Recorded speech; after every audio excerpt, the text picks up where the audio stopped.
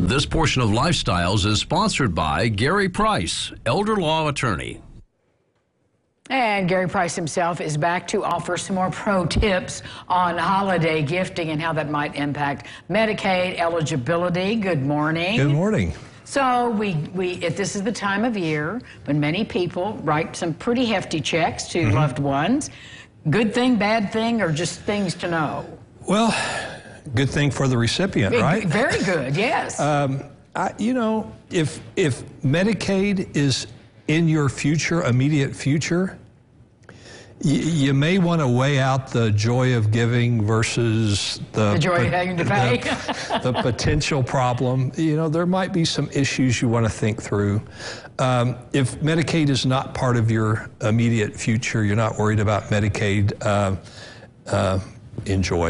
enjoy. Well, this question just popped in my head. So let's say it's a married couple, and she is writing the checks to the grandkids. Does it affect both members of the couple? I mean, you know, there's no individual. When you're going through the Medicaid application process, so there's two phases: the process, and then you're approved after the application process. All right. During the process, everything the spouse does is relevant. So that doesn't matter who the giver is, whether it's the applicant or the spouse, still a problem. Okay, good to know. Once the application has been approved, then you've got the spouse receiving Medicaid and the spouse who's not. The spouse who's not receiving Medicaid, it's no longer relevant what that spouse does as far as gifting. Because they've already been approved. Because they've already been approved. So now the focus is on Medicaid's focus is just on the Medicaid recipient, no longer concerned about what the other spouse is doing. Well, we've said this before, and you know, it's hard to kind of wrap your mind around this, but you can't always anticipate when one member of the couple is going to be, sometimes it's an emergency. True. So how do we get our minds, or our heads in the game before that emergency occurs? Well, and that's a question everyone asks, because we don't know what's going to happen, and if we knew what was going to happen in the future, we'd be a lot better at a lot of things, wouldn't we? But so that is a problem. You know, what I tell clients is this: I don't want you making your decision. Okay, so Medicaid is not in your future right now. I don't want you living your life making your decisions about, okay, well, what happens if that whatever hits me and I gotta right. So whatever you do, we can fix it. We can work around it. It may, knowing that if you made a huge gift, you weren't planning for Medicaid, but you made a huge gift, and now you made that huge gift within the 5-year look-back window, and now we got to deal with it. We deal with it. It won't stop you from getting Medicaid. It may delay Medicaid a little bit, but we'll deal with it.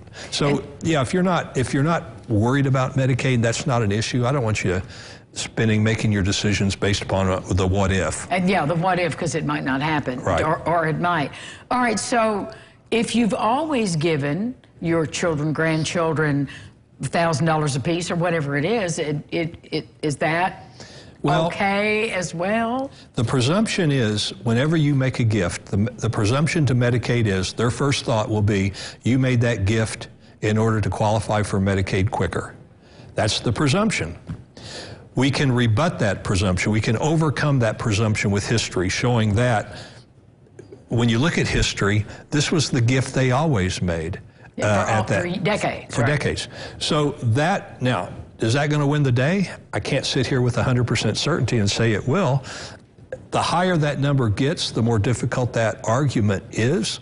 You know, if it's $50, $75, $100 a gift per person, that's a lot easier than $1,000, $2,000, $3,000 a gift per person. But if history shows that's what you did, history also shows that when you made this gift, there were no signs of potential Medicaid in the future. I think there's a good argument there. So it's the thing that's kind of a red flag is if an unusually big gift or a gift at all when you haven't done it in the past. That's right. Draws attention that you don't want. That's right. You don't want that attention. And you have to follow the Medicaid rules and regulations. As I said, we'll overcome whatever gift you make. don't sit back and say, oh, I made that gift. I better not apply for Medicaid now for 5 years. That's wrong. Don't do that. Let's talk about it. Let's see what the consequences may be. Like I said, it might be a delay, but it won't prevent you from getting Medicaid if you need it. Where you might be forced to pay for the services you need in that time period? For a short period of time, depending upon the size of the gift, yes. All right, how do we make an appointment to learn more about this and so many other issues? Call my office. We get a free copy of the book. 812-475-8444, and while you call, you can make that appointment as well. Well, it's the new year around the corner. It's a good time to be thinking about such things. I agree. Thank you, Gary, as Thank you. always, and we'll be back with more local lifestyles right after this. Stay with us. This portion of Lifestyles is sponsored by Gary Price, elder law attorney.